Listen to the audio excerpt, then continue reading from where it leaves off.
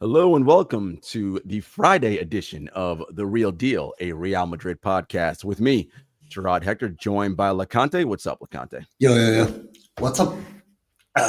I'm good, man. It's Friday, day before match day. We have a Saturday match against Espanol. We just had a Champions League match earlier this week, which we won against Marseille.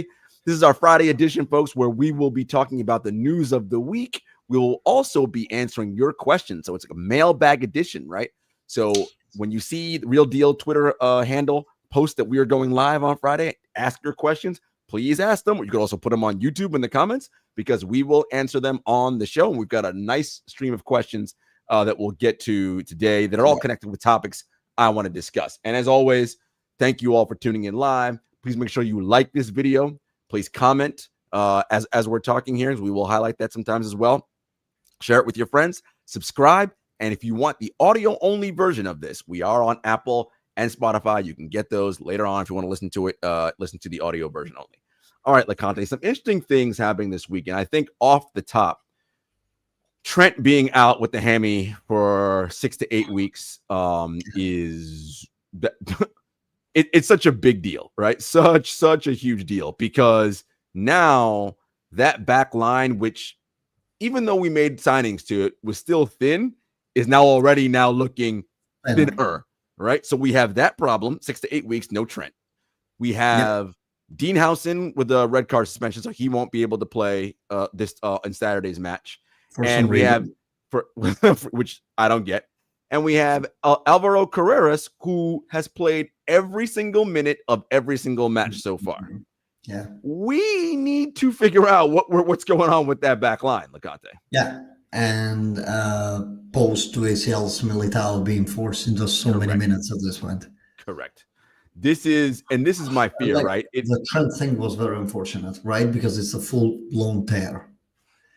That's just, and the thing about hamstrings, guys, is what happens, you know, like what made it happen. My personal theory, after I spoke to also a few physios, is the fact that he might have been cold for too long of a time. No international break came on into very hectic minutes against Lareal, which could have impacted it. Then you know that the Sunday's training session for the most part is just recovery, which means Monday training session, and he's back on pitch on Tuesday into a very high intensive game, by the way, design. So that was interesting, right, Loconte?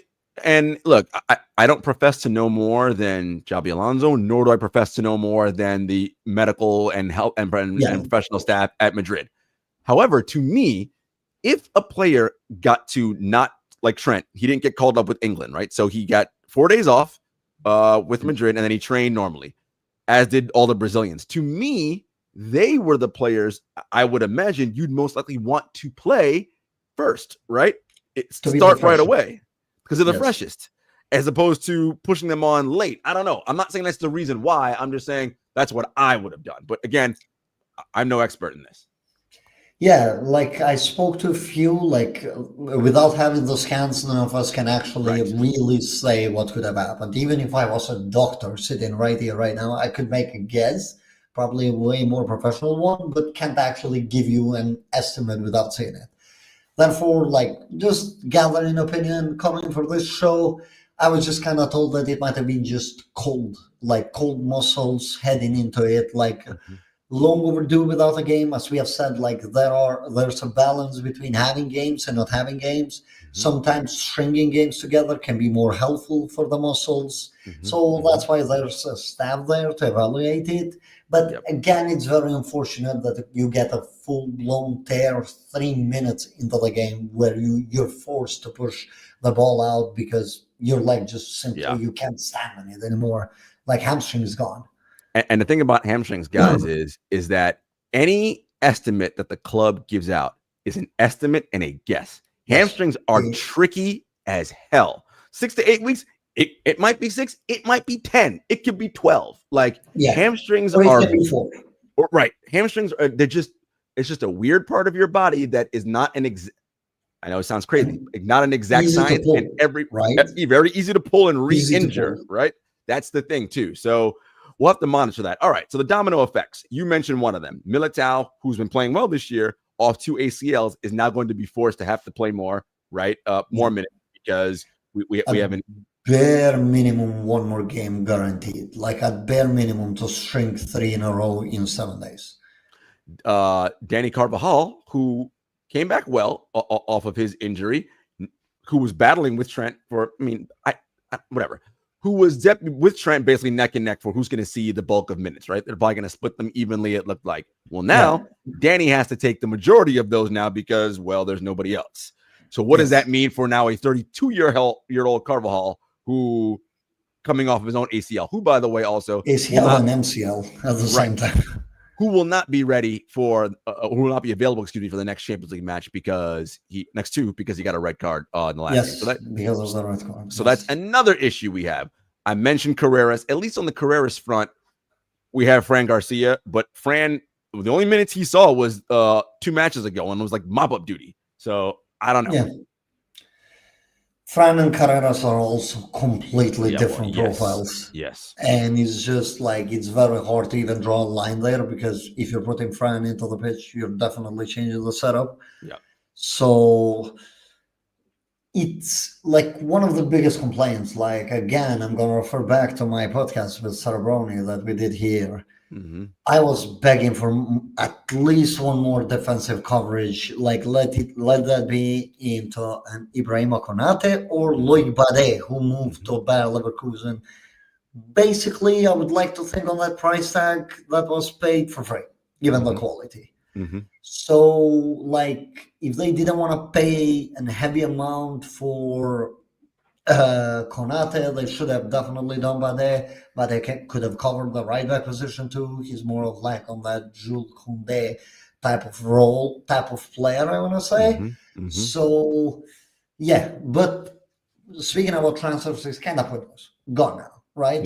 We just can't revert. We can't go back in August and be like, hey, Dean is going to be suspended. Trent is going to pull his hamstring. Right. And also Rudiger is going to basically, do you want to say a relapse on his injury or rehab? We can't go back and tell the club that all of these are going to happen. So this means Asensio has to play? Alaba has to play? Guaranteed. Right? Point. We have no choice. Now, the other issue is we have some Castilla players, but one of them, a name we've heard for a long time, who we've wondered about. Yes, I was going to talk about Jesus Fortea first. The issue with Fortea is he's going to be called up with Spain for under 20 World Cup. So he's not going to be available for basically a month from the rest of September to the end of October. So I don't, so any ideas of him coming? Guess what? He's not. We can't expect him to come up. There's also the option of Diego Aguado. He was a name that's also highly touted, but again, none of these guys have trained a ton with the first team. And then if you saw the team squad announcement for tomorrow's game against Espanol, David Jimenez is on it, who is a fullback for Castilla. Again, a player I don't know anything about. I have never seen 1 second of him play. I don't know. My guess is he's just on the list so we have a full complement of players as you have to legally for a match. But is he ready to play senior minutes? I highly doubt it. I mean, he must have done some things right to get the call up, considering that there definitely were things. But if we're talking minutes-wise, no hopes. Like, unless, like, you get a 6-7-0 result where you can just go like, let's sell this kid. But even then, you have players that you would rather warm up ahead of him. Yeah. So apologies for that.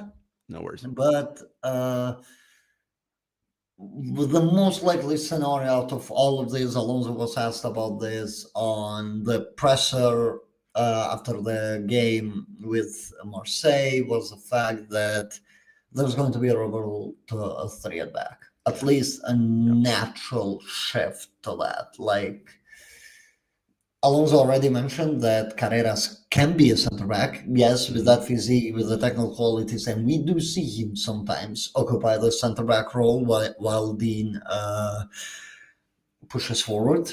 But again, increasing the load on a player that already has played every single minute. Mm-hmm.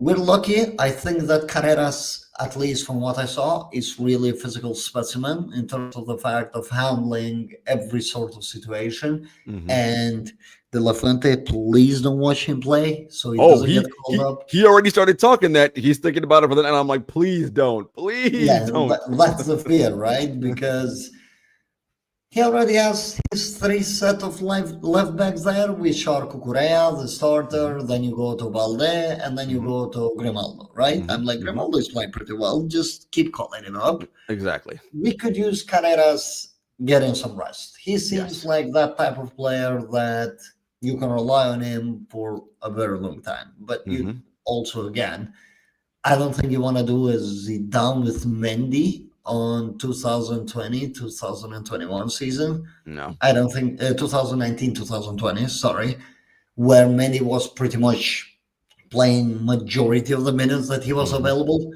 mhm. which then started leading to a little bit of physical problems, and Yep. now Mendy is turned into the player who he is right now, which is a reason due to the heavy load of minutes at constant level.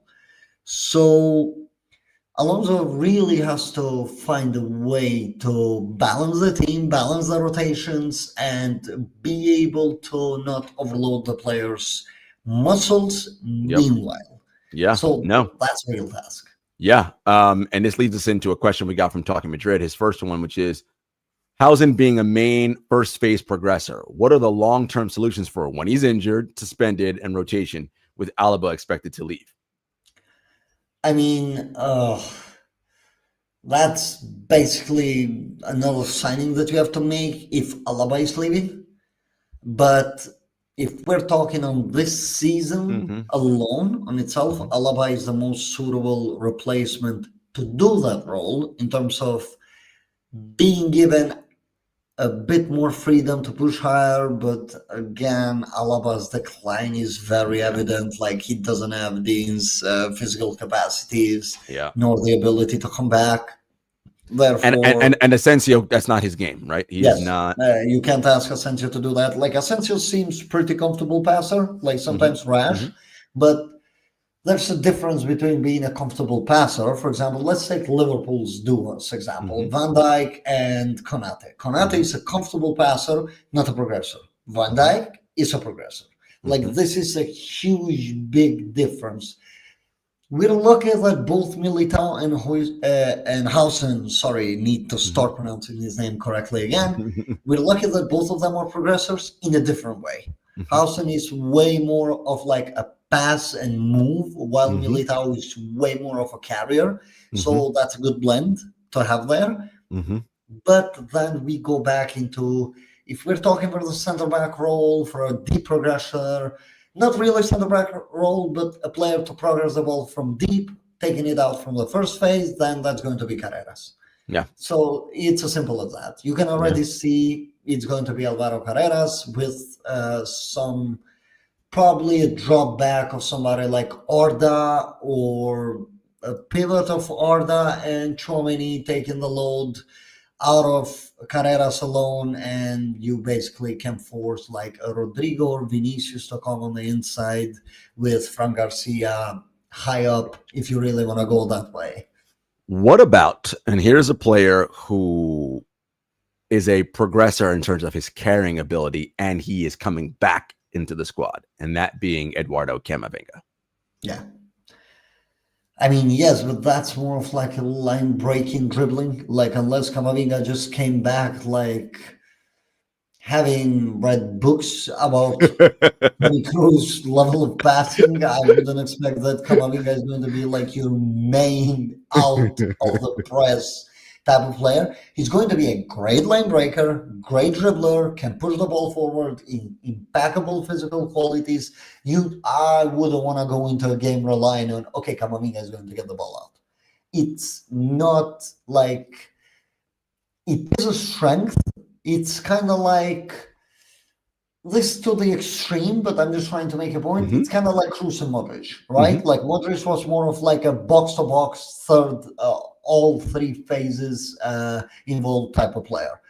Tony, on the other side, was way more of a first to second phase type of player who would stay back a lot more than Modric, and Modric was allowed to push a lot higher in order to really facilitate the play of the team. So it's kind of like I want to cruise, but I also want to Modric in it on Madrid terms. Yep. And on this case, Camavinga would be your Modric. You want him to be able to push and give his skills elsewhere. That's why I was always against Camavinga being a single pivot. He should be like alongside somebody like Tchouaméni or maybe even a Dani Ceballos on this case, because he would be able to take the physical load out of Ceballos a lot. I think that tandem can work, but I wouldn't want him like a sole responsible player. Like that would be my answer to that. And Ceballos is another option, obviously, as well as someone who can help he's us a with good that. passer. Some issues with him as a player overall, but if I want to progress the ball, if I want the ball to go to the player's feet, then Ceballos is probably best in the team to be able to do it. Yes. So yeah. And Xabi said this at his presser today before the Espanol match, which is that he sees Camavinga as a 6 or an 8, right? But he is a midfielder, and that's how he sees him, right, deploying his skills. By the way, so excited to have him back. And another player, which we'll talk about in a little while. Sticking on to talking Madrid's questions, sticking with the back line, Carvajal's contract ends in 2026. Potential right back targets. Okay, don't see that happening. Madrid has the rule of once you're over 30, you get a yearly extension if they deem you good enough. And with the level that Carvajal is showing, he's going to get the extension. Danny is very well aware of this rule, and I just think he's going to accept. Like, there's no point for him to move unless, like, some ridiculous Saudi money comes into place, which we always should remember. I don't see Madrid walking him away. So I don't think there's a potential right back for us to look next year. I think the focus is mostly going to be potentially the midfield and the center back. Another center back, roles. yeah. FG in the chat says Hakimi, LOL. I mean, let's just make a team full of right backs. I'm actually going to stick on this idea about what we're going to do. It is 2 questions in one. So we mentioned Carreras, and he's played all our matches and played every minute. And we hope that De La Fuente, his eyes break and he can't see him because we don't want him getting called up. Just don't. He's played all his matches on Xabi Alonso. Does Fran Garcia have a future at Real Madrid? Not as a profile of a left wing back, left back.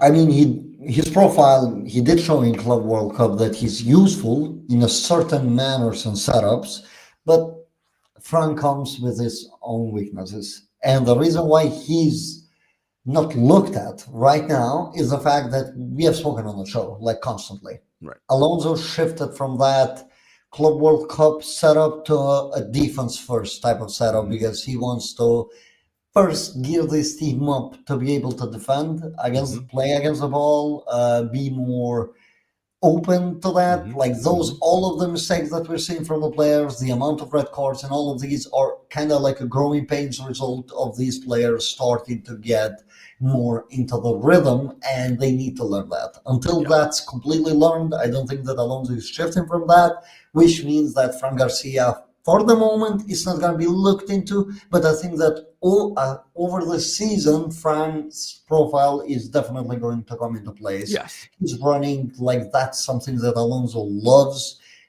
He used Grimaldo the same way, Frimpong. Fran always has a place on this team. I would be more worried if I'm Mendy, but we have to see what happens with Mendy once he comes back. My guess is with Fran, he will never... That's the wrong word. If there's no Huijsen on the pitch, Fran can't be at left back, right? Like, whereas if there's no Huijsen, Carreras will be a left back, right? Like, he needs to be with a center back who can progress the ball forward, right? Because that's not what he does. Or maybe you have both Carreras and Fran, basically. And you can have like Vini Mbappe central clogging, but that means dropping one of the midfielders. Is Xabi willing to do that? I don't think so No, at probably the not. moment. Mm. Look, this all for what we're seeing at the moment. This team is going to evolve. Like Alonso said that even on his today's presser that it's way too early. Yeah. He pretty much meant, okay, look, we're doing good, but it's very early. He's seen the issues and he's basically telling us that wait for this team to actually learn how to do everything that I want them to do. Which may take a full season or more. So everybody buckle in. It's gonna take a while, yes. I mentioned the next Champions League fixtures. I have no right back available. Any idea who's gonna play? This is from listener Isaac. Can we play 3 at the back just like the Club World Cup, which is I think what you were saying, Loconte, right? So it's likely going to be it's going to be a 3 at back shift. Huijsen, Carreras, and Carvajal, right? That's likely going to be the 3, and then Carvajal is suspended, so that's right. Never mind, not Carvajal. Militao and Asensio. Yes. Yeah. So, and basically, you probably have like a workhorse type of player on the right back, which could be Franco, could be Brahim. We'll see. Not on the right back, right wing back. Just a full back, full width type of player. You might still get a Franco, and basically you'll get like one of the pivots shifting more to the right as a supportive lane, giving more space to operate for the white center backs. Well, the good news is at least our next Champions League fixture is against. It's not very long. Right. It's a even though it's 8 billion miles away. It's a match we should win. Now, keep in mind, as we all know, every time Madrid plays another team, it is the biggest match of the season for that club. So they are going to come out like this is the greatest day of our lives. We have a chance to make the impossible happen. So they're going to play balls to the wall as they do. Do you think, Loconte, and this is a question for me, the club historically, we do not do anything during the winter transfer window. That's just not what we do. We just don't do that. But given what's happened with the injuries, again, do you think, and Xabi's potential influence, do you think that maybe this is a chance they might? No. Okay. I'm being honest. When you get 3 ACLs in literally a span of like 3 weeks and you do nothing and you don't react, for me, that's kind of like it can get more serious than that. And yet the club did nothing. Like probably what Alonso said, right? I'm gonna have to look at the academy. So basically it's gonna go down there if this trend continues. I mentioned it already that Camavinga's back, Jude's back, Endrick is back. Exciting times. Xabi Alonso said that he would like to get Jude and Camavinga minutes against Espanol on Saturday. Endrick, he was a little less committal on, and that's mainly because the forward line is already very crazy up there. So also Endrick just yesterday came back to full training. So he hasn't had as much training. Camavinga had like a week on him. Correct. So now that those two are back, and you could tell Xabi's giddiness and excitement. He cannot wait to have those two back. Like he's chomping at the bit. What? I mean, for the obvious reason of, oh, thank God I have more bodies in the midfield finally, right? Just straight off the bat. Arguably the best midfielder in the world in Bellingham, right? And a player in Camavinga who, when healthy, he hasn't even scratched hitting his full potential yet, but who can do so many different things. How do you see the midfield shifting now that those two are available? I mean, normally the natural idea for me is Camavinga comes back, Valverde can finally rest because that guy is run to the ground. Literally. How I think Alonso sees Camavinga is kind of like a mix of Andrich that he had at Bayer Leverkusen, a very versatile player who could fill into multiple type of roles, and he's getting multiple of these players. Like Andrich used to fill in as a center back for Leverkusen. That's Schumann here. But you had players that would play the number 10. Sometimes Wirtz would fill in as a center forward to get 2 more physical, I want to say, players to the wings in order to spread the game based on the opponents. Alonso just likes to tinker a lot with the profiles, and I think that in Madrid he's getting like different profiles into one player, which is an adjustment for him to begin with. Like these aren't just one-trick ponies. These are more like well-rounded footballers, like especially Jude and Camavinga, who I would deem as arguably the most well-rounded into the team when Mm-hmm. fit and healthy. Like, do they come with some of the deficiencies? Of course, nobody's perfect.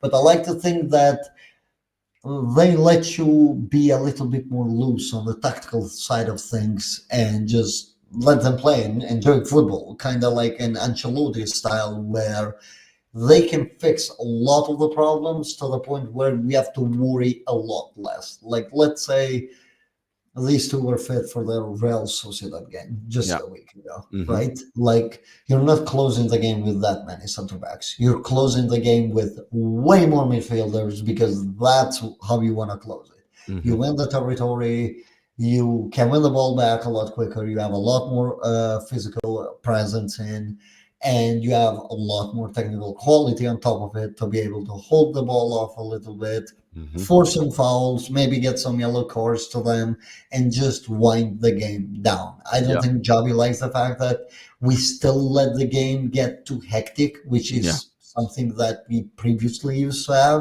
Mm-hmm. It's still not gone. So those two, they should be there as options at all times to be in, which is like why he Yeah. preserved the health so much. I could see what it, let's say, so, the second halves have been tough for us for a variety of reasons. One, Yeah. oftentimes we'll be getting these silly penalties that take us a man down. Also, just exhaustion, right? Getting tired, and that causing the game to get out of control, even though we have a lead. So I could see in tomorrow's match, we're up 2-0 or whatever. At that 65th minute, 70th minute, he brings in Camavinga and Bellingham to see the game out, right? For lack Yeah. of a better phrase, right? And rotate off Arda and I don't know, somebody else, right? Yeah. Like hopefully Valverde, but yeah. and Valverde, yeah. just to see the game out. I think that's the way to do it. And then once he's like, okay, they're ready, they will be then. I think Jude's an automatic starter once he's got enough, Once he's right? he's in. So that means if he's the automatic starter, who's dropped? Messenjuano or whoever we put in at that right slot? I think that's going to be the case. I think we're going to see more 2 number 10s. I'm putting it on quotations for the audio listeners. It's not really number 10s. It's like 6, 8, 10 hybrid role that they get to play in depending on the circumstances. Yeah. So and keeping in mind, Xabi switches on the fly, right? Loconte, like we may start one way, and then at the 60th minute, he's like, okay, you go here, like, right? So I think that versatility matters. Like, you might get a fullback higher than the striker into an Alonso setup, which we saw with Fran on Club World Cup, right? Mm-hmm. He was like the guy that sometimes would start the attacks and finish them just because of the instructions. Yeah. There's a lot of shape-shifting that happens. And I think that is what makes him such a unique coach in that way. So many coaches, they're so rigid and this is our style, this is what we do. And there's advantages to that because once you know your one way to play and you get so good at it, it's very hard to beat, right? Because they are so well rehearsed in it. Versatility, however, may be harder to learn over time, but when you have different ways you can shapeshift, that makes you much harder to game plan against because we don't know how they're going to set up. Are the fullbacks going to overlap and go higher than strikers? Are they going to play 3 at the back? Are they going to play 5 at the back? We have no idea, right? And I think that keeping you guessing makes it difficult on the opponent. Yeah. I mean, Alonso went from a very low block against Bayern Munich last season into holding Bayern Munich to 4 shots the whole game. Yes, he didn't win the second game, unfortunately, but that has to be one of the most dominant big game performances that I have ever seen, literally. And Bayern couldn't move. They could not move the ball. Like, that's who Alonso is. Like, we're talking game A to game B into the league season, and Alonso did all of that. Yeah. So, adjustment, he's somebody that likes adjustment. To your point, when you are better drilled or more drilled into a certain thing, you already know it and you can grasp it a bit quicker, I would imagine. But if you're more flexible, there's less film on you. Correct. Or actually, there's more film that needs to be studied. Therefore, it's taking more time for the adjustments. Like, it's a lot harder. Like, Ancelotti's team was so predictable on the Champions League because he would set up on that messy low block, but he would kind of force you to give up those spaces for Vinicius because you kind of felt that, I have this game under control. And being there's a ball to Vinicius, oopsie, we're 1-0 down now. Yeah. So it's just like, it's kind of following the trend of Ancelotti in Yeah. that sense, but structured. It actually has a mean behind it. It actually has a purpose behind it, rather than just we're going to pass the ball to Vini. Yeah. And this ties in actually the style play and Alonso's flexibility to a second set of questions we got from listener Stipulation. Is the current playing style over dependent on Mbappe? During the Club World Cup, it felt like Real Madrid played more of a collective type of football. Best example is the goal scored by Fran against Dortmund, completing the move he started. Before you answer, Loconte, what I will say is this. I don't know if we're over-reliant on Mbappe as much as he is just by far the most informed player on the squad, and it's not close. He is like levitating on cloud 9. Anything he touches is gold right now. So I think best player in the world right now. Like, you can give me a better player that's been this season. Madrid or France, whatever, nitpick, whoever you want. Like, he's untouchable number one right now. I don't think the game is relied on Mbappe, but you rely on him because he's giving you goals, chances, shot creation. He's doing all of that.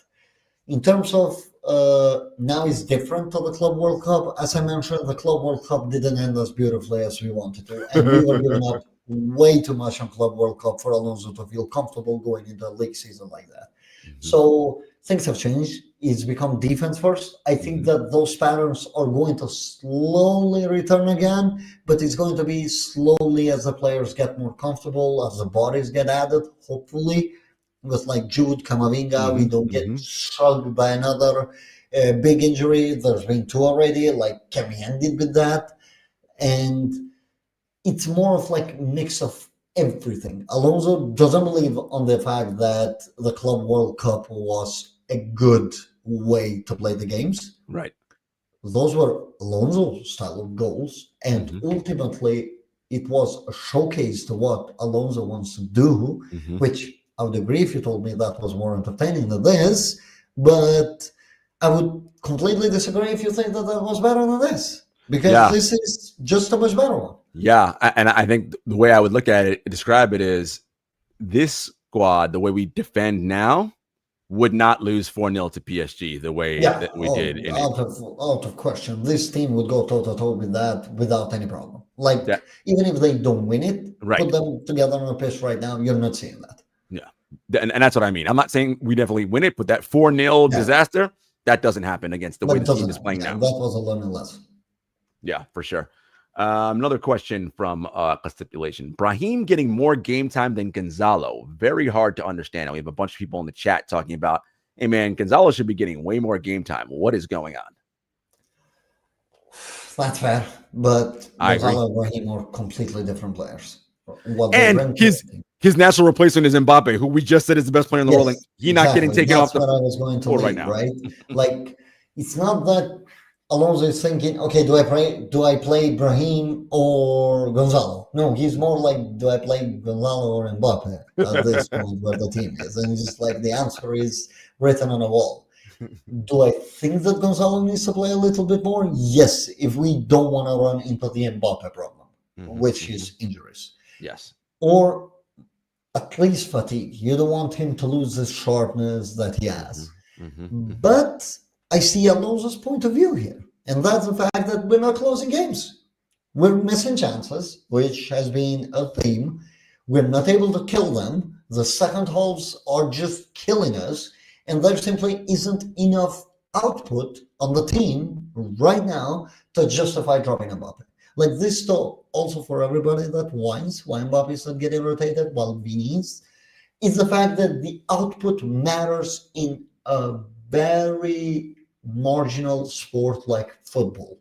If I have a guy taking 5 to 8 shots a game and getting a goal in every single game, like he's missed scoring in one game this whole season. And he even scored in that game, which was disallowed. But just to prove a point, like, it's not reliant on Mbappe by design, but the quality naturally forces you to rely on it. It's by necessity. It's by necessity. We have to. Look, that game against Marseille this week in Champions League. Yes, the red card happened and we played down to 10 men again. But, and you guys discussed this in the post-game show, especially that first 45 minutes. We dominated that first half. Had an XG almost 4, but we only scored twice. I mean, we put away another one of those chances. We're in a completely different situation, right? Like, naturally in a game with an XG and the amount of big chances that we had, I mean, we spoke about it, but Marseille, if we're going to, it wasn't just Marseille, right? It was also Sociedad until the red card. Like, it was more of the same. Marseille just looked a better version of the Sociedad thing. You can see that that's being built. So if a team is capable of creating that much, that quick, like, I don't think I've ever seen a team without a penalty generate 8 shots and over 1 XG in 15 minutes. 15 minutes of play, Real Madrid had over 8 shots and over 1 XG, expected goals. Look, expected goals aren't naturally to be taken as, okay, they had a 4 XG, they should have had 4 goals. No, normally in a case with 4 XG, you're getting 7 or 8 goals in that game. Yeah. And this game ends with 2. But of course, like, that's why we say it's a sample size. It's a very small sample size to look at the underlying metrics as it currently stands. Because this 4 XG could well be what really saves you in the Champions League, being the team with the highest generated XG. But we have to remember that 4 of it came in one game. But okay, let's say our next game is going to be Kairat, so that should naturally be another high XG type of game. But let's say it's Manchester City. We might as well play it's Liverpool, I'm pretty sure, the game after. But whichever it is, that game you might have an XG of 0.6. Right. And get 3 goals because you just were more clinical into the approach. I mean, just to prove a point, just in all of this, all right? Real Madrid and Manchester City 2 seasons ago now. Everybody and their mother swears that Manchester City smothered us, Manchester City were the better team, everybody says. Rodri himself came after the game and he said that the team that wanted to play football didn't win. Let me tell you one thing. Real Madrid had more big chances than Manchester City that game. Correct.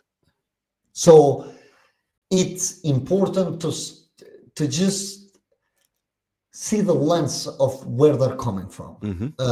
Mbappe is solely sometimes responsible for us generating those shots because he's so good. Like, forget his dribbling. The fact that he had 9 dribbles against Real Sociedad, like, that's a whole different story. But forget anything that he does. Just his separation manners helps the team way too much to put the load off. His presence alone just makes the team really not feel that comfortable pressing you very high because you're like, okay, there is this guy and I don't want to deal with him. Real Sociedad suffer from that. I know that it was a pass back, but look at how high that line was. So they had to suffer the consequences of that. And when you have such player on, I'm sorry, but you can drop it. You can justify any way to right now start a meaningful game where you need to win without Mbappe. It's not Mbappe reliant by design, it's Mbappe reliant by his quality, his sheer quality. It's just necessity. He is who he is, best player in the world right now. And you know, it's so funny you mentioned that Manchester City match two years ago. Everyone seems to, because everybody remembers is the second leg at the Etihad. Nobody was about the first leg of the Burnabout. Open play, it was 3-3. And I could argue their first goal they scored was just a ridiculous nonsense, absent-minded. What are you guys doing here, right? And just fell asleep. So anyway, this idea of, you know, Manchester City was way better. One team wanted to play football. I don't know what you're talking about. It's just the narrative that they try to push, right? Well, in fact, when you look at the numbers across both legs, Madrid had better chances than Manchester City. Yeah. I'm sorry, football doesn't reward you for possession. And somebody like possession has never won a football game, right? Like that's the thing, right? Like you have to score more than the team, right? Yes. Ultimately, are you more comfortable if you have 70-80% of the ball? Of course. Yes, because you feel safer.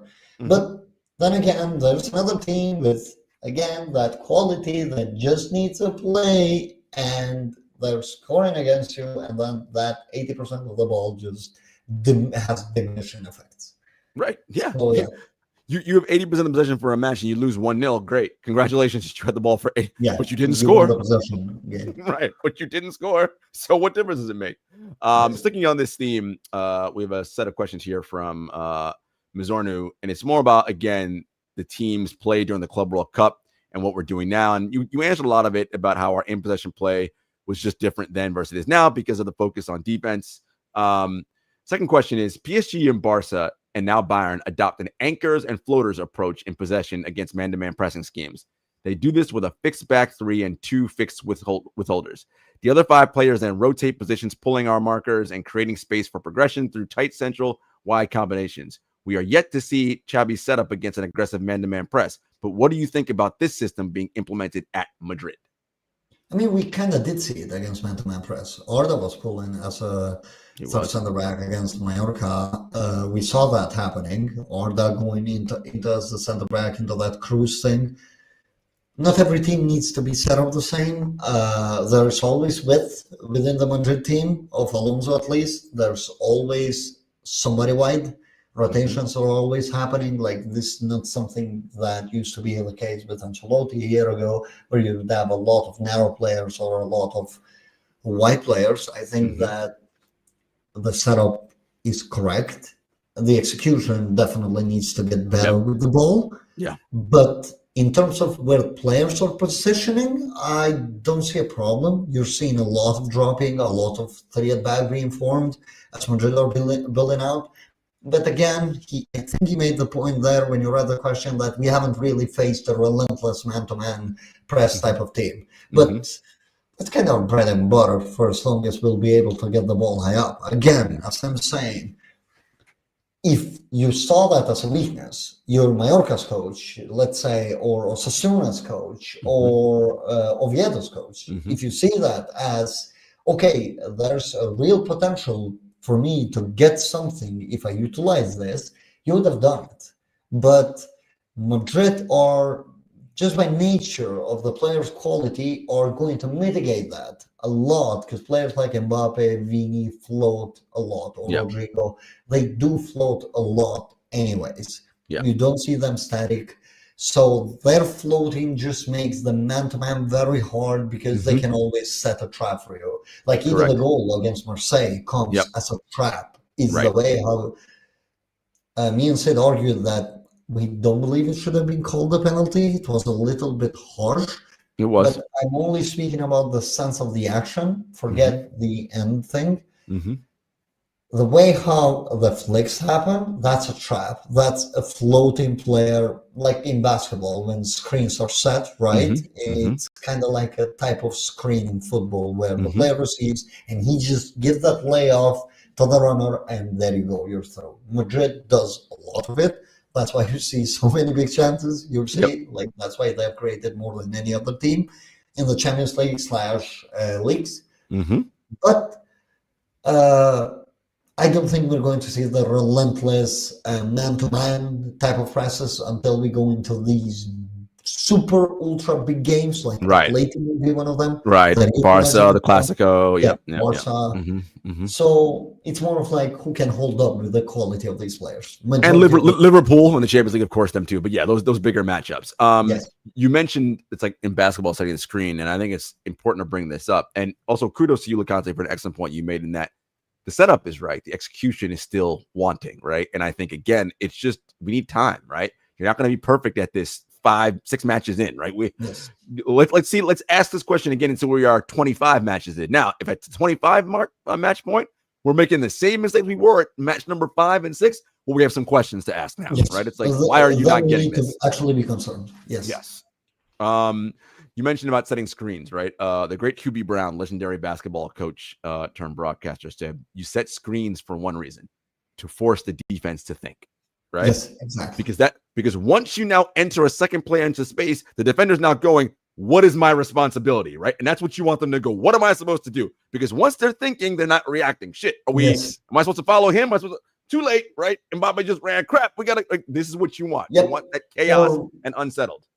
Exactly, right? It's more, they're used differently. Again, 2 different sports, but both of them have it. in a different way. Like it Mm-hmm. could be your number 9 shielding, or Mm-hmm. it could be your drop 9, which would be an Mbappe just carrying out the defense just slightly higher to Mm-hmm. create that gap for the runner. Let it be. It can be from either side. It can be a prolonged action, but Mm-hmm. it's still going to yield the same result because of that action taking place. Mm-hmm. Mm-hmm. No, this So is yeah, beautiful stuff, but this is sort of what Xabi wants to create, right? Ultimately. Last question from our listener, Mizornu. And again, folks, please ask questions on YouTube, put in the comments on Twitter when we put out the notice on Friday that we're going live for our Friday show. You have an opportunity to ask your questions there as well. We will answer them, as you can see. It's still early days, and so we most likely haven't seen Xabi's full plans for the team yet. But if his long-term plan is to maintain a 4-3-3, which personnel do you think best fits the right wing and right central midfield spot? Endrick Franco at right wing and Camafede at right CM? okay, I see the assumption that Madrid are playing 4-3-3. I'm struggling to see it. Yeah. Like where? Right. I'm genuinely not seeing the 4-3-3. Like the right side, it's always inverted with a width holder. It's more like a Most of the time, the width holder is the fullback. So that's why Franco is capable of getting into so many shooting positions, because he's not receiving fully flashed wide. And also, like 4-3-3 with that Ordas role, like this, as I say, like calling the shape of this team is very hard, because 1 second is this and the other second is that. It's just the Alonso style. So I wouldn't really call it. If I had to name it, I would say it's kind of like a 4-2-2-2-2-2-2-2-2-2-2, and that gets twos. Because we see those twos, right? It's the way how the ball shifts from the left to the right. There's a lot of between the lines action that takes place, which is like one of Alonso's things to release the wings. So because of that, it's more of like, that's why I said Orda and Jude are going to be together, and Mbappe is going to become that floater, with Vini taking like full responsibility on the wing, which I believe is going to take the load of Carreras at the very least, in terms of like how much he has to contribute in both ends, if not with minutes. So wouldn't call it a 4-3-3, but to the other point though, which was Camavinga or Valverde on the right, yes. Like, please. I want Camavinga on the right side of that midfield. I frankly believe he's going to be on the left, just to balance out what we're trying to do with Tchouaméni of the right. But I believe that angles of both would be better off switched. But again, let me just theorize it. We see Valverde and Tchouaméni constantly change. Like Tchouaméni is to the right one time, to the left the other. We saw the shift against Sociedad when he saw that, okay, Valverde on the right, sorry, not Valverde, Ceballos on the right is just not going to work. So Tchouaméni just immediately went there, and our issues just immediately felt gone. So Alonso is far more adaptable coach that he's being credited for right now. So naturally, he's not going to stick to one thing. Like when I suggested Camavinga and Ceballos, there's not really a real pivot there, right? But it just works because Ceballos is going to anchor the team. And Camavinga is going to be like the presser, the guy that steps up, kind of like Valverde role, which Tchouaméni was against Real Sociedad. So we're seeing players taking different responsibilities. It's just matchup dependent, profile dependent, what players are paired with, what roles they're going to have. So yeah. And Camavinga, I mean, he hasn't played since April, I want to say, March. I mean, again, assuming all health, this dude should be like a rocket shot out of who knows what, with the energy and what he can do, right? He can be a legitimate game changer for this squad. Again, assuming he's managed to stay healthy the rest of the season, which fingers crossed. To give him time to shake off rust. And then he will have immense rust. So let's say he comes on tomorrow, right? Yeah. He's definitely not going to look like the player that we saw on his first season, for example, where he was changing games by himself. Yeah, he's going to give. Don't disrespect that version. Let's just taper down our My guess is expectations. he's gonna give the ball away or something like something like that's going to happen just because of I mean, it might happen considering how big of a risk taker he is. Yeah. But we don't know what he's learned. Like, Right. there's another question mark out of all of this, right? In all of these months off, what has he learned about his body? What has he learned tactically? How much film has he watched in himself to see the things that he does correctly and wrong? Like, Alonso seems to be one of these coaches that talks to every single player of his and goes like this. So what Camavinga are we going to get? Like, that's a huge question. Yeah. It's not a small one. It's a huge one. And one that will not be answered by tomorrow, right? We won't know for months what that's going to be. I would like to believe that we start to get there post the international break. That'd be nice. I pray that he doesn't get called up by the national team to play 5 minutes and get injured on the training. But again, like, those international breaks are just the killer. Like, last season I was begging for them. This season I'm dreading them. Oh my God. And especially him, because he's going to shop world, which is like, oh Lord, that dude and whatever France is doing. I'm just like, please don't. Like, please just don't. maybe Madrid. Maybe Madrid pulls a fast one again. Camavinga's hurt again. No, he has to stay in Madrid. I mean, I'm pretty sure 2 of his last 3 injuries were on France national team. I'm pretty sure of that. Yeah, one was on training, one was during a game, and then he got injured with us again. Yeah. I don't know, that injury record has really shot up over the last year and a half or 2. It has. Hopefully the Madrid and Camavinga have invested time and resources in figuring out what's going on and how do I get myself better. We opened the show talking about this Loconte, but I think we can just kind of put a bow on it, and not to belabor the point about La Liga making no sense, but I don't understand how they came out and said Gil Manzano made the wrong choice in giving Huijsen a red card. VAR was wrong for not intervening. Yeah, but it doesn't matter. You still keep the red. And you still suspended for a game. But you admitted get suspended, by the way. Which means it's you didn't do just a mistake, it's a big mistake. Like, this is punishable one, and he doesn't even have a timeline of return. Right. You admitted wrongdoing, that you were wrong on both fronts. Yet the player still has to suffer the consequence for a wrong. I don't get it. Exactly. Like, post game, I said, like, how are there 5 referees on a pitch and there's a VAR room and nobody's actually even checking for that? Like, but still, Huijsen made that Instagram post where it went like, the committee admits mistakes, referee admits mistakes. Everything seems to be okay. We have made a mistake here, but I'm still suspended. It's just like, what are we doing here? Yeah. Like, wasn't it enough of a punishment to get the team to play 10 men? 10 men for basically an hour. Look, even more than that if you count the minutes. But it was an hour of, if we're going by the natural thing.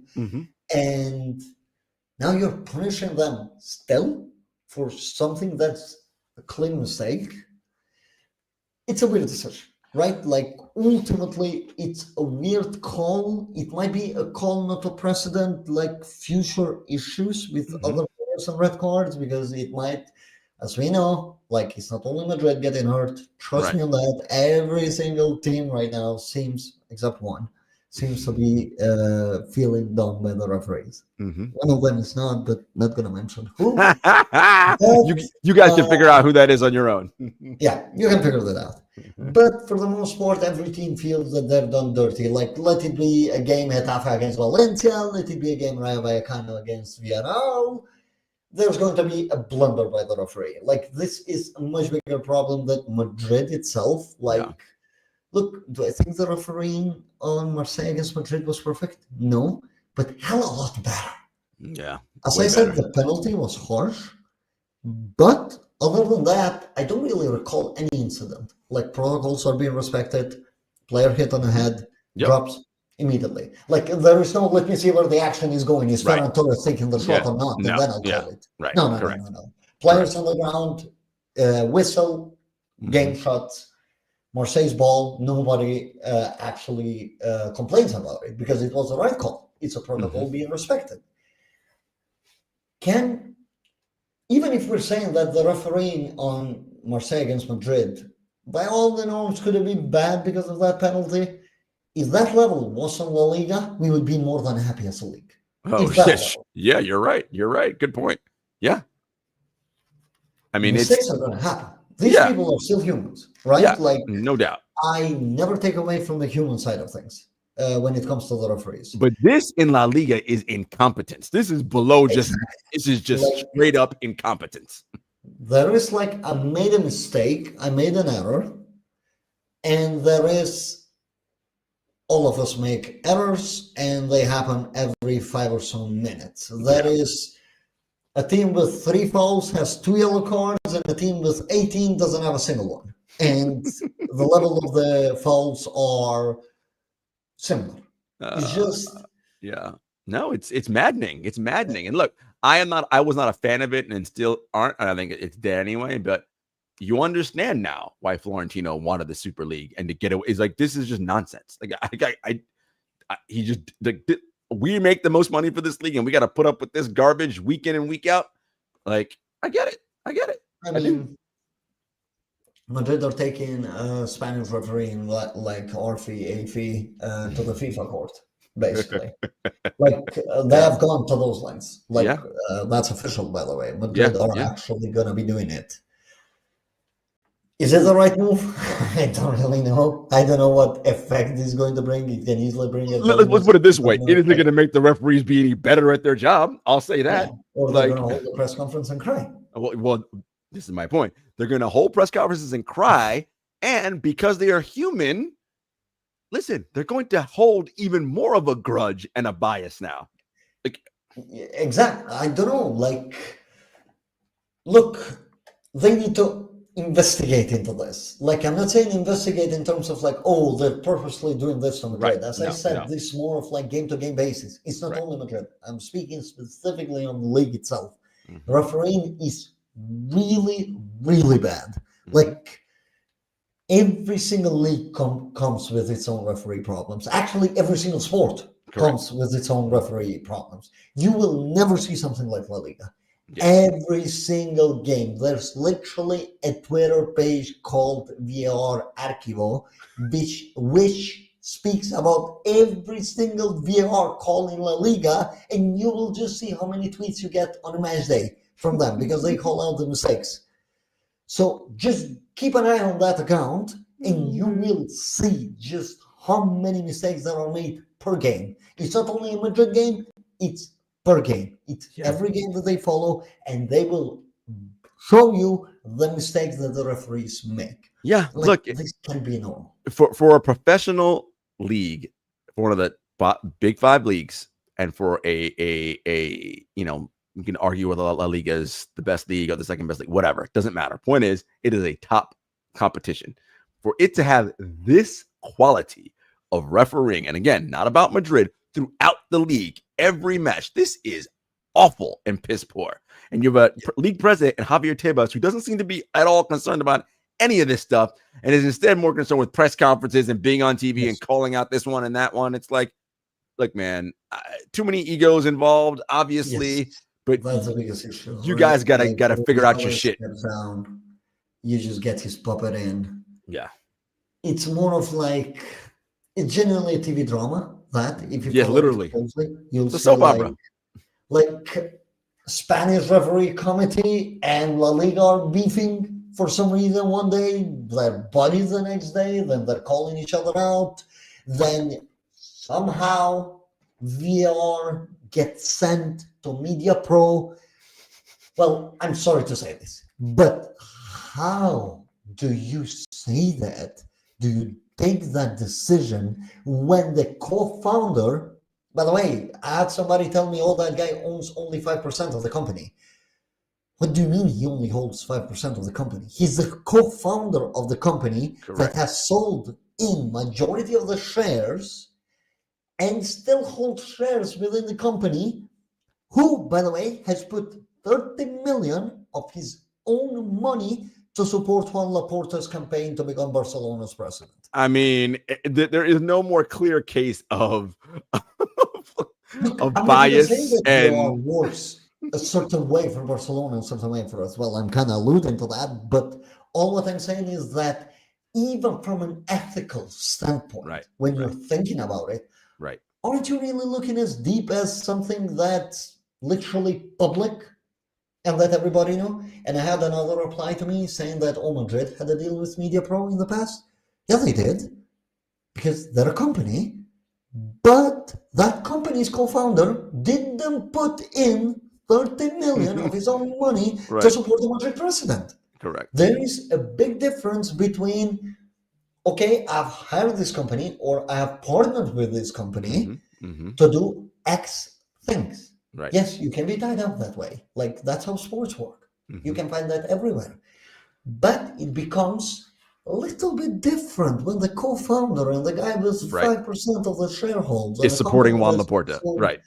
To multiple people is personally, I think, the highest contributor to Laporta's campaign. Yeah. I mean, the conflict of interest is just so clear and obvious. And look, this isn't a show about that. But the point is, for this quality of competition, this is horrible. And listen, ultimately what's going to happen is La Liga is its TV contracts are going to get worse. They're going to have less people watching, right? And they're going to have problems, right? And these clubs are going to continue to be... is going to suffer.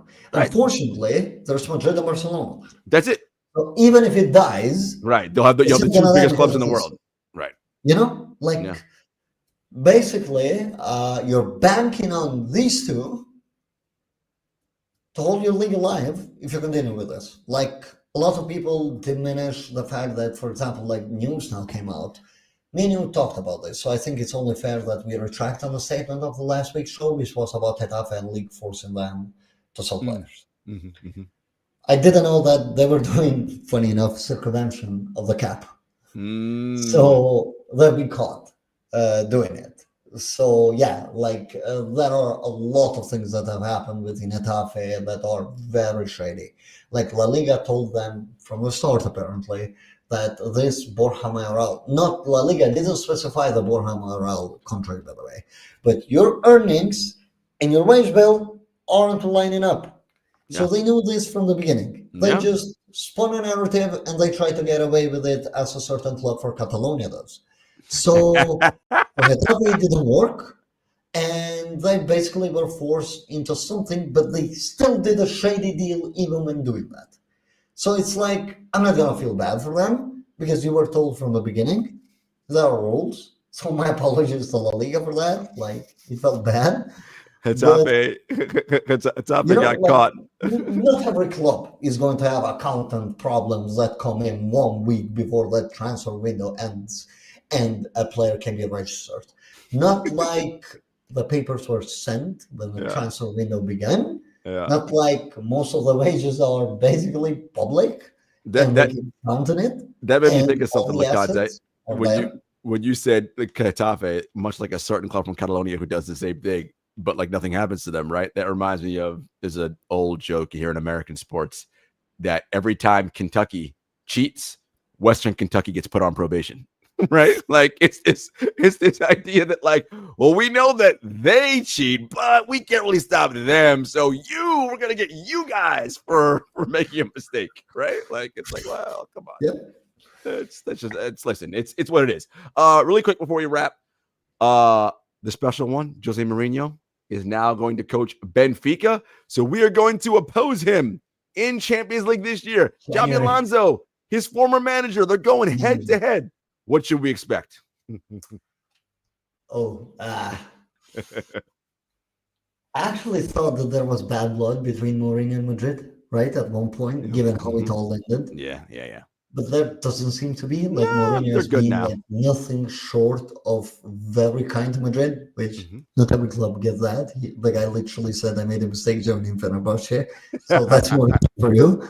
But it should be fun. Right? I really want to see that, because I know that Alonso spent the time with Pellegrini, but the longest time he spent with a coach in Madrid has been with Jose Mourinho. Correct. So that's a good thing. Like, are we going to get the Mourinho's pragmatism and Alonso's pragmatism? We saw two different ways of pragmatic football in The 2000. pragmatic bowl. Yeah, pragmatic ball at full floor. It's just going to be 2026 when that game gets played. So, yeah. That'll be fun. I'm looking forward to that. And I believe that's in January, that fixture, if I'm not mistaken. Yes, Okay. it's in January. Yes. Yeah. All right, that'll be fun. And last thing before we wrap, again, we have Espanol tomorrow. So Xabi Alonso had his customary day before press conference. He had some interesting comments, Loconte, about one Vinicius Jr., in which he said, I see him well. Seeing him from the outside is very different. Yesterday, I realized it wasn't the right time to talk to him. But today he had a better smile and was more positive. I talked to him and ended up doing some individualized things with him during training. Tomorrow we'll see. And he was asked again about Vinny. As I said before, yesterday wasn't the time to talk. You have to have the intuition. And today we talked a little. We finished training with a good feeling. We played 5 league games, so there's still a long way to go. This is a marathon until May. We have to take our assessments little by little. We have to give everyone time, both the team and the individual players. And this final quote from Xabi is about team chemistry, which I think is connected to all this. For me, there are many important players within the squad in terms of level, experience, track record, and what they're going to give us. Vinicius is one of them. Kylian is another. There are others like Dean who are just starting out. Those labels we want to put on the team, I'm not going to get into right now. I value everyone a lot. I know what their role is. I need to build a team so everyone feels important. We're charting the course. There's still a long way to go. Everyone is in the same boat, and I need us all to row in the same direction. I think, to me, Loconte, so much is being made about Vinny. He's getting dropped. He's getting whatever. And I think, honestly, and I know why. Like, in football, I think too much is made on that stuff. Right? Like, oh, my God, Vinny got benched. It's like he's not being benched for, like, 6 months. Like, he just didn't start this match. He's going to start the next one. Like, it's fine. But I think, ultimately, the quote about we're all on the boat and everyone must row in the same direction is key.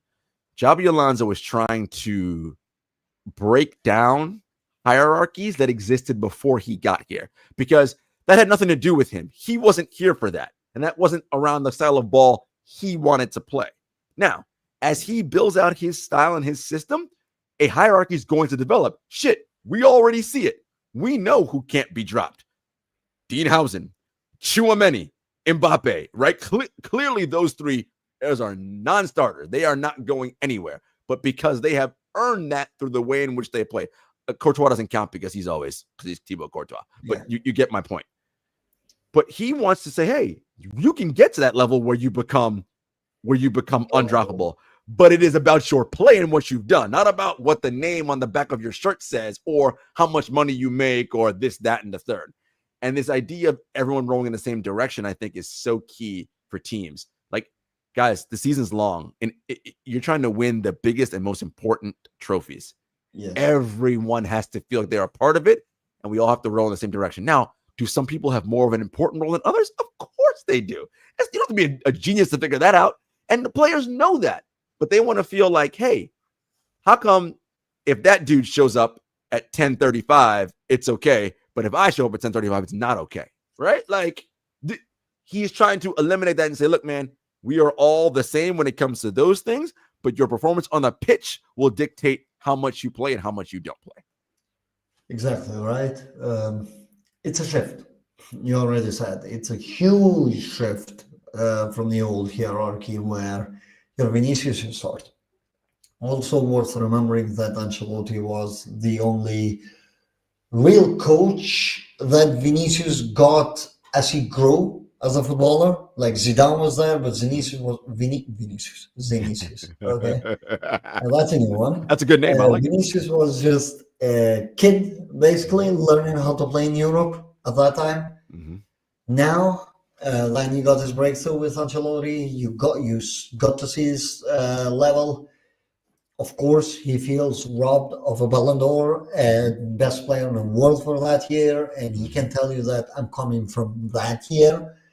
So that's all right into Vinicius not feeling fully happy with this. Mm-hmm. But the coach is also on the right to feel to do what is the best for the team at that given moment.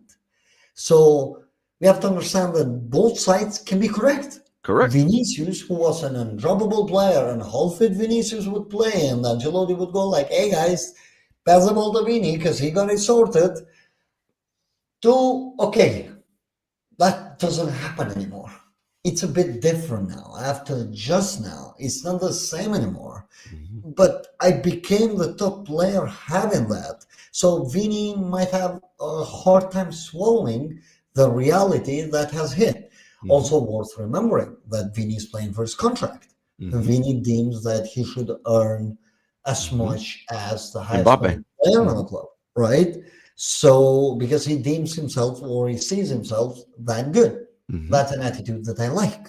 Which, by the way, at his peak, he is that good. Just to be clear. Right? But he needs to recover that. We saw glimpses of it, most certainly. Personally, didn't see body language issues on the last game. You could see that Mbappe was trying to find him. Vini wasn't actually forcing the shots like Rodrigo was against Oviedo, for example. Vini was still trying to play his game. Not everything was coming because, again, might not have been in the right headspace. He was just showing it less. But we're talking about the happy gaggy Vini, which we haven't got, right? That player that just plays with a smile and rages at the referee when they're trying to break his ankles. I don't mean break his ankles as in dribble past him, but I mean literally yes, break his ankles. Yes. So Alonso, I think, might not have had the best approach when it comes to Vini because he should have still understood the importance that Vini has. But then again, you're seeing like a player like Mbappe on his Instagram supporting him, showing comments, right? A player that, I mean, at least from what I know, isn't notoriously known for posting on social media. He's not a player that fills his story daily or talks to the media every single day. He's not like that type of guy. So, I mean, that's a flag that something might be going on there in Vini's head. But Alonso should have probably just delivered it as in, this is where I'm seeing some of the problems, and this is where I kind of want things to be fixed because I believe it. I mean, I wasn't there to listen to the conversation. Right. But I don't like hearing the coach to say that Vini, I couldn't talk to Vini yesterday because he just seemed down. Because to me, it kind of feels like the opposite of Ancelotti. It's when you're down, it's when Ancelotti comes there and hugs you. And he puts the hand around. So Alonso seems to be more of like, well, everybody gets treated the same.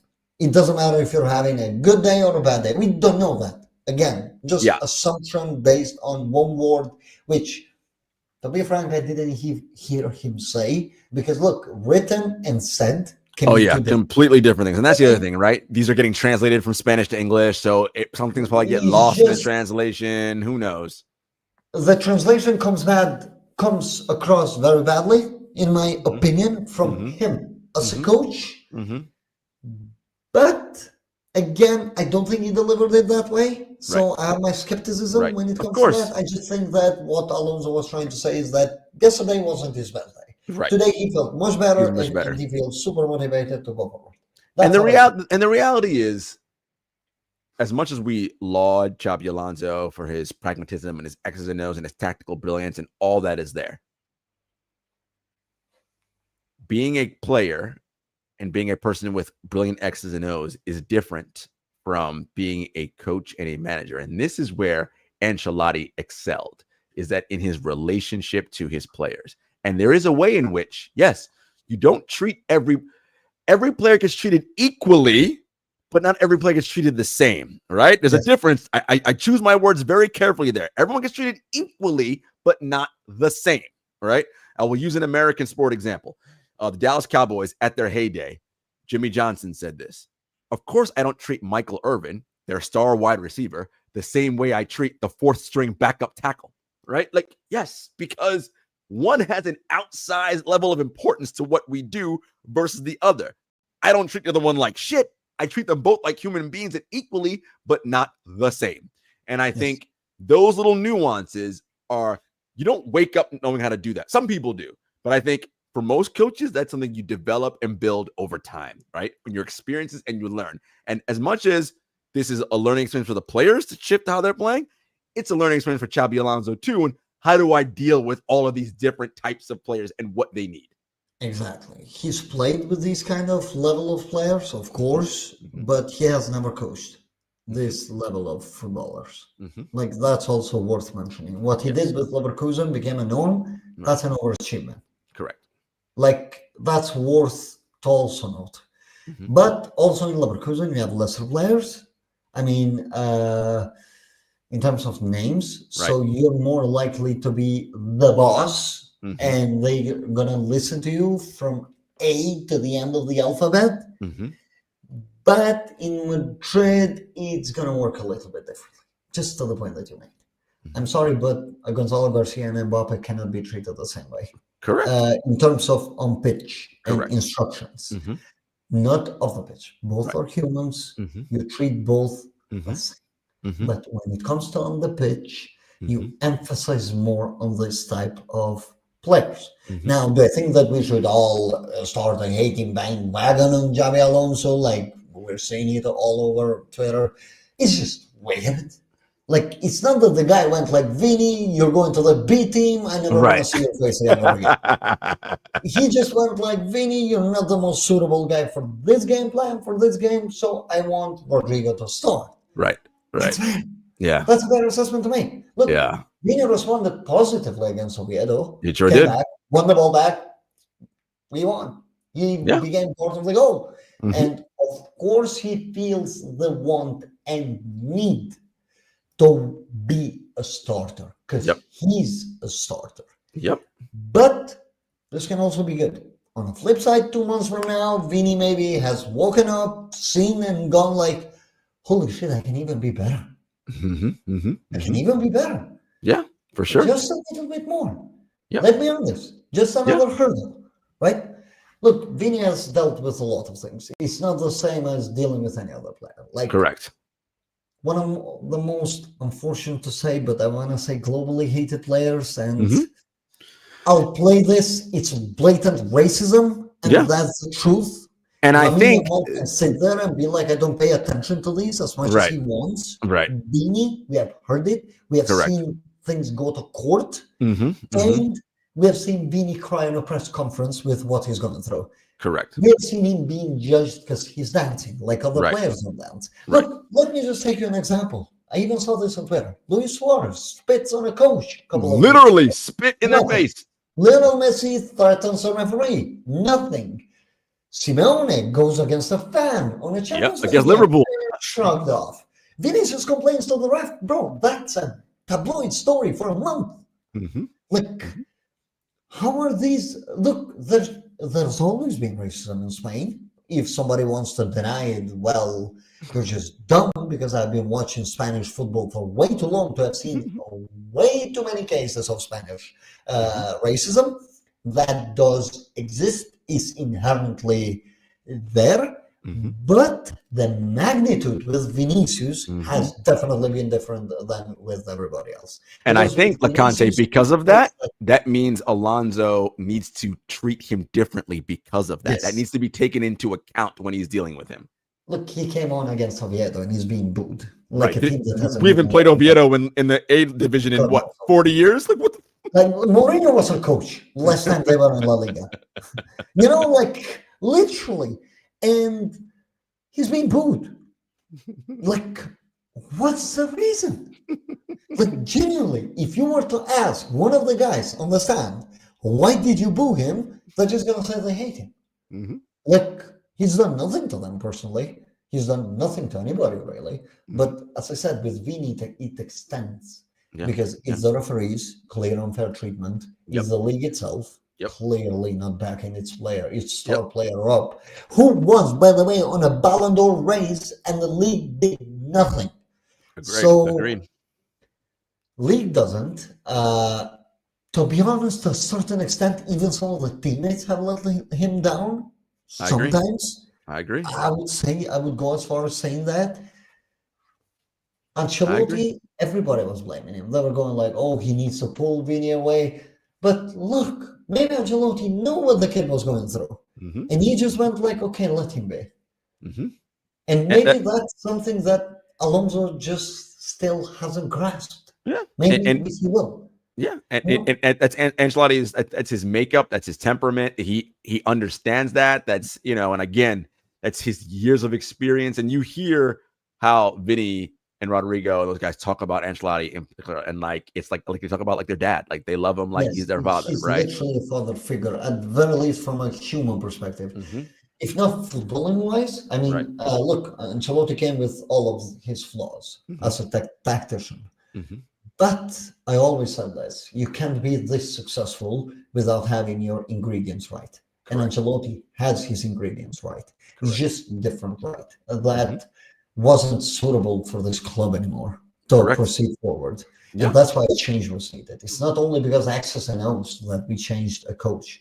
It's the whole systematic change that needed to happen into reshaping the club. Therefore, he was part of that change. No doubt. But one thing that Alonso could learn, or maybe give Ancelotti even a call, considering that Ancelotti used to be his coach, to ask him, how did you handle these situations? I don't think there is always something wrong. He's a very young coach. Yeah.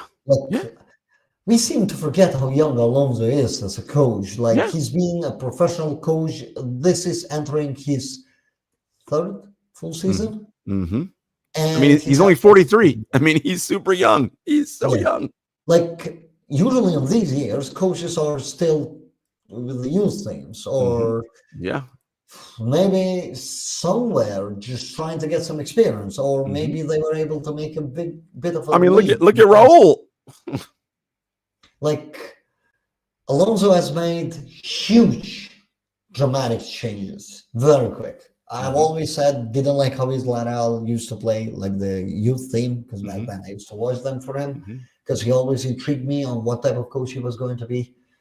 His Leverkusen turned out to be completely different. I have that Zidane effect, where the youth team is just not ready, basically. Like, even Zidane, to a certain extent, we could say that had some flaws in player management. For example, like the Bale situation wasn't handled the best possibly, or the Morata situation, which led to him leaving. Like or the Ceballos situation, which led to him leaving the club completely. There are a lot of, these are humans, right? But I don't like to say any party made mistakes. Ultimately, I would like to believe that both of them, Vini is going to realize that, hey, I made some errors. Like, my error came here.